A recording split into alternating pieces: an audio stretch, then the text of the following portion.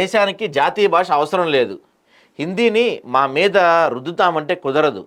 ఏ భాష అయినా భావ వ్యక్తీకరణకు సాధనం. తెలుగును జాతీయ భాషగా చేయాలంటే మిగతా ప్రాంతాల వారు ఊరుకుంటారా? జైపూర్లో జరిగిన ఒక చర్చా కార్యక్రమంలో కేటీఆర్. సో నిన్న ఈ జైపూర్లో జరిగిన ఒక దాంట్లో ఒక అతను అడిగాడు, మన నేషనల్ లాంగ్వేజ్ ఏంటి అని అడిగితే కేటీఆర్ చెప్పారు, నేషనల్ లాంగ్వేజ్తో పనే ఉంది. ఒక 60-70 సంవత్సరాల నుంచి నేషనల్ లాంగ్వేజ్ ఏమీ లేకుండానే మనం వెళ్తున్నాం కదా, ఇప్పుడు ఎందుకు అవసరమా, దానివల్ల ఏమైనా ఉపయోగమా? ఇప్పుడు నేను వచ్చి దాన్ని ఏమంటారు, తెలుగుని నేషనల్ లాంగ్వేజ్ పెడదామంటే మీరు ఒప్పుకుంటారా? ఒప్పుకోరు కదా. ఏం ఉపయోగం నేషనల్ లాంగ్వేజ్ పైన వల్ల అవసరం ఏంటి అని చెప్పి మాట్లాడారు. చూద్దాం.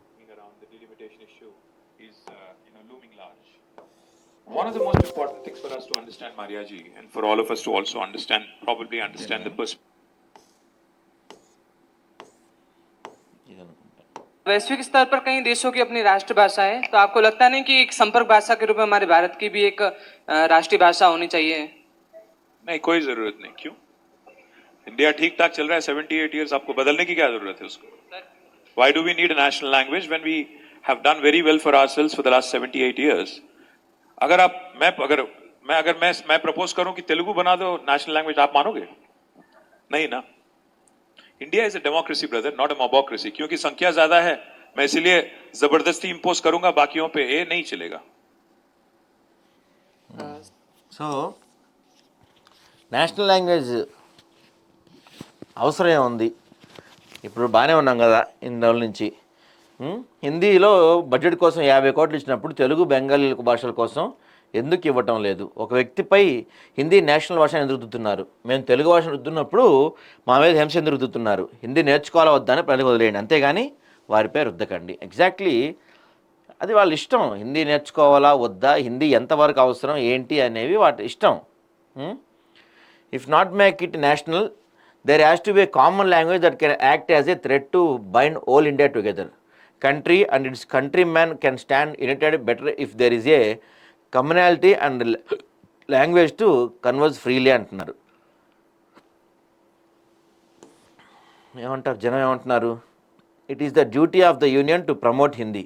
There is a clear directive given in the constitution. ఎక్కడుందా కాన్స్టిట్యూషన్లో హిందీని ఇవి చేయాలని? కాన్స్టిట్యూషన్ ఎక్కడ లేదనుకుంటే నాకు తెలిసి.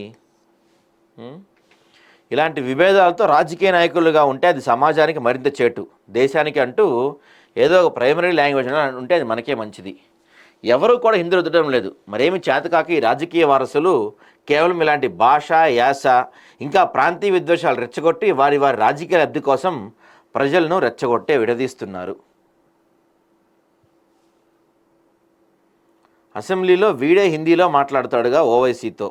హైదరాబాద్ క్యాంపెయినింగ్ వచ్చినప్పుడు కూడా సేమ్ హిందీ ఆర్ ఉర్దూలో మాట్లాడతాడు. State government promote few thousand school for state languages since the infra is a maintained by state departments. Hence it looks like central government is spending less. మెట్రోలో ఉర్దూ రుద్దింది ఈడే కదా. సో జనమంతా కూడా ఒక భాష కావాలని వీళ్ళు అంటున్నారు, కానీ ఎందుకు ఒక భాష ఉండాలి? ఇప్పుడు అమెరికాలో ఇంగ్లీష్ ఏమి వాళ్ళ నేషనల్ లాంగ్వేజ్ కాదు నాకు తెలిసి. ఇంగ్లీష్ అక్కడ కూడా చాలా భాషలు మాట్లాడతారు. భాష అనేది కేవలం ఒక మన భావ వ్యక్తీకరణ కోసం, అంటే మన అవతలోడికి చెప్పేది వాడికి కన్వే అవ్వటం కోసం భాష. అది వాడికి ఏ భాష వచ్చో మనకి ఏ భాష వచ్చో దాన్ని బట్టి ఉంటుంది. కానీ ఒక భాషనే దేశం మొత్తం రుద్దాలి, ఒక భాషే దేశం మొత్తం రావాలి. హిందీ ఏదో మన పెద్దమ్మ భాష అని చెప్పి అన్నాడు మన పవన్ కళ్యాణ్.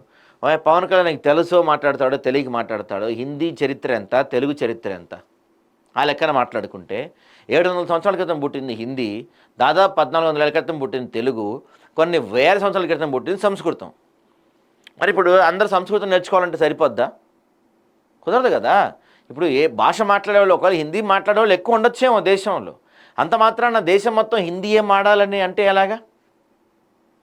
చాలామంది ఇంగ్లీష్ మాట్లాడేవాళ్ళు ఉన్నారు. ఇప్పుడు చాలామంది ఎక్కువ మంది ఇంగ్లీష్ మాట్లాడేవాళ్ళు కూడా ఉన్నారు. మరి దేశాన్ని ఇంగ్లీష్ని నేషనల్ లాంగ్వేజ్ చేయమంటారు. ఇప్పుడు మరి మీరు తెలుగుని చేయమంటే ఊరుకుంటారా మీరు? అవసరం ఏముంది? నా క్వశ్చన్ అదే. రాష్ట్రానికి, దేశానికి ఒక నేషనల్ లాంగ్వేజ్ ఉండాల్సిన అవసరం ఏముంది అసలు? నాకైతే అంత అవసరం ఏం కనపడలేదు దానివల్ల. ఇంకేమన్నారు కేటీఆర్? ప్రధాని ఉండాల్సింది బిగ్ బాస్లా కాదు, చిన్న దక్షిణాది రాష్ట్రాలపై ఆధిపత్యం తగదు, అన్ని రాష్ట్రాలను ఒకే తీరుగా పరిగణించాలి, జనాభా ప్రాతిపదికన డీలిమిటేషన్ సరికాదు. బీహార్లో 5 లక్షల ఓట్లు గల్లంత అయ్యాయని అంటున్నారు. ఎలక్షన్ కమిషన్ ఏం చేస్తుంది? బీజేపీకి లాభం ఉంటే ఏ పనైనా చేస్తుంది.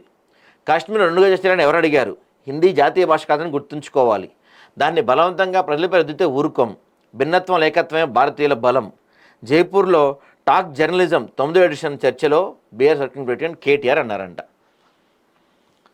ప్రధాని నరేంద్ర మోడీ బిగ్ బాస్లా కాకుండా బిగ్ బ్రదర్లా వ్యవహరించాలని బీఆర్ వర్కింగ్ ప్రెసిడెంట్ కేటీఆర్ కోరారు. మరి రేవంత్ రెడ్డి ఒకసారి బిగ్ బ్రదర్ అన్నందుకే ఎంత అర్థ చేసావు కదయ్యా నువ్వు, మరి ఇప్పుడు నువ్వు కూడా అదే అంటున్నావుగా.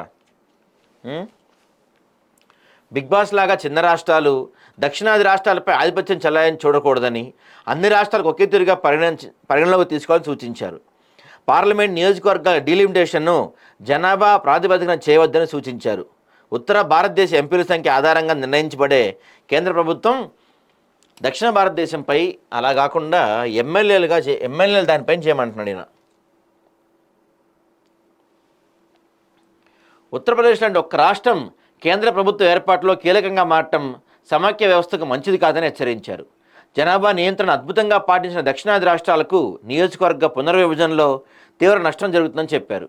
దేశంలో ప్రజాస్వామ్యం ఉన్నదన్న కేటీఆర్ తనకు ఇష్టం వచ్చిన పనులు చేస్తానని బీజేపీ అనుకుంటే ఆ తర్వాత జరిగే పరిణామాలకు ఆ పార్టీనే బాధ్యత వహించాలని హెచ్చరించారు. జనాభా నియంత్రణను అద్భుతంగా పాటించిన దక్షిణాది రాష్ట్రాలకు నియోజకవర్గ పునర్విభజనలో నష్టం జరగదని అన్నారు. దేశంలోని అన్ని రాష్ట్రాల్లో ఎమ్మెల్యే స్థానాలను పెంచి ఇప్పుడున్న ఎంపీ స్థానాలను అలాగే కొనసాగించాలని డిమాండ్ చేశారు. రాజస్థాన్లోని జైపూర్ జరుగుతున్న టాక్ జర్నలిజం 9వ ఎడిషన్ చర్చా కార్యక్రమంలో పాల్గొన్న కేటీఆర్ జర్నలిస్ట్ మారియాతో సుమారు అరగంట పాటు అడిగిన అనేక ప్రశ్నలకు ఇంగ్లీష్, హిందీలో సావధానంగా సమాధానాలు చెప్పారు. దేశానికి ఒక జాతీయ భాష ఉండాల్సిన అవసరం లేదని స్పష్టం చేశారు. మందబలం, అధికారం ఉన్నాయన్న అహంకారంతో బలవంతంగా హిందీని రుద్దుతామంటే ఒప్పుకున్నది లేదని హెచ్చరించారు. ఈ విషయంలో తెలంగాణలోని ప్రధాన రాజకీయ పార్టీలన్నీ ఏకాభిప్రాయంతో ఉన్నాయని స్పష్టం చేశారు.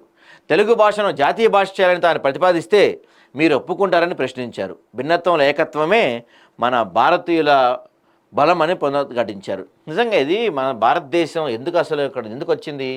భిన్నత్వంలో ఏకత్వం అనేది భారతదేశ గొప్పతనం. మరి ఇప్పుడు ఒక భాష, ఒక యాస ఇవన్నీ ఉండాలని కోరుకోవటం ఎంతవరకు కరెక్ట్? అసలు మన సమాఖ్య స్ఫూర్తి, రాజ్యాంగ స్ఫూర్తికి విరుద్ధంగా ఇది. మన రాజ్యాంగం చాలా స్పష్టంగా రాసింది, భారతదేశం భిన్న మతాల సమ్మేళనం, భిన్న సంస్కృతుల సమ్మేళనం, భిన్న భాషల సమ్మేళనం భారతదేశం అని చెప్పి మన రాజ్యాంగంలో కూడా రాసి ఉంటుంది. మరి ఇప్పుడు ఒకే భాష దేశం మొత్తం మాడాలి, దేశం మొత్తం ఒకే భాష ఉండాలి, దేశం మొత్తం ఒకే భాషలో వ్యవహారాలు జరగాలని కోరుకోవటం మరి మన సమాఖ్య స్ఫూర్తికే విరుద్ధం కదా. అసలు పవన్ కళ్యాణ్ అంటాడు మా పెద్ద తెలుగు భాష అమ్మ అయితే హిందీ భాష పెద్దమ్మ అని. మరి రష్యన్ భాష అత్తమ్మనా? మీకు రష్యన్ భాష అత్తమ్మ, ఇంకో భాష ఇంకో అమ్మ అవుతుందా?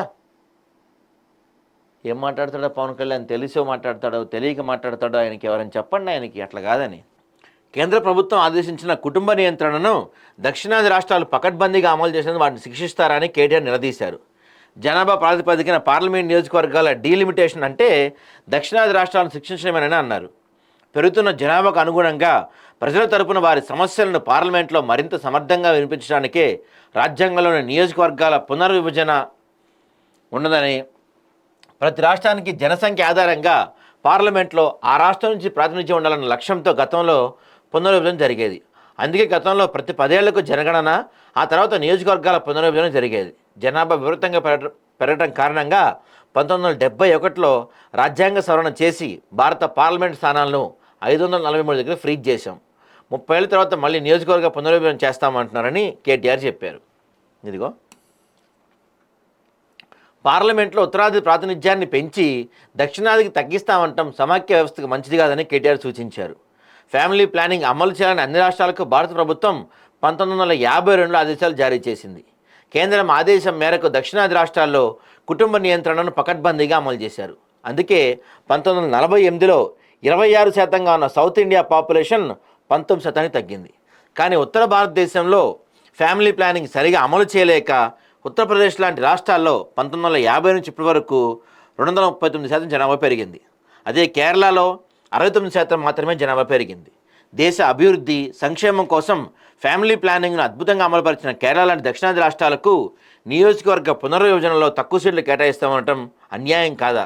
ఇప్పుడు ఏం జరిగిందంటే అండి, ఈ నియోజకవర్గాల పునర్విభజన జరగబోతుంది. రేపు జనగణన అయిపోయిన తర్వాత నియోజకవర్గాల పునర్విభజన ఉండబోతుంది.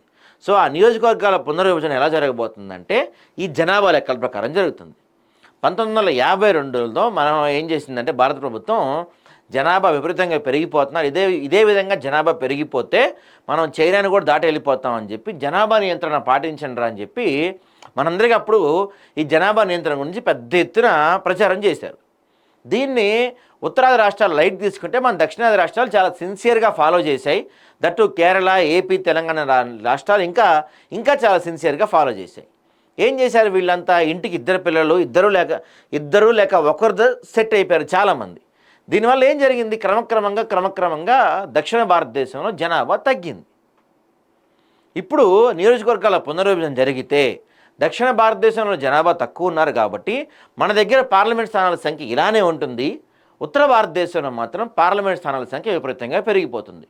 కేవలం యూపీ లాంటి ఒక్క రాష్ట్రం కేంద్ర ప్రభుత్వాన్ని డిసైడ్ చేసేయగలదు. యూపీలో ఎవరు కొడితే, యూపీలో ఎవరికి ఎక్కువ సీట్లు వస్తే 100% వాళ్ళే కేంద్రంలో అధికారంలో ఉండే పరిస్థితి కనపడుతుంది. ఇది ఎంతవరకు కరెక్ట్ మరి? కేవలం ఒక రాష్ట్రం దేశం మొత్తాన్ని డిసైడ్ చేయడం కరెక్టా? మరి ఇది సమాఖ్య స్ఫూర్తికి విఘాతం కాదా? దీనిపై ఆలోచించాలి బీజేపీ. ఇప్పుడు ఇవాళ పార్లమెంట్లో ఆపరేషన్ సింధూర్ గురించి డిస్కషన్ బదులు దీని గురించి డిస్కషన్ పెడితే మంచిగా ఉండేది. వాళ్ళు మరి ఏం చేస్తారో చూద్దాం ఇవాళ మన వాళ్ళు.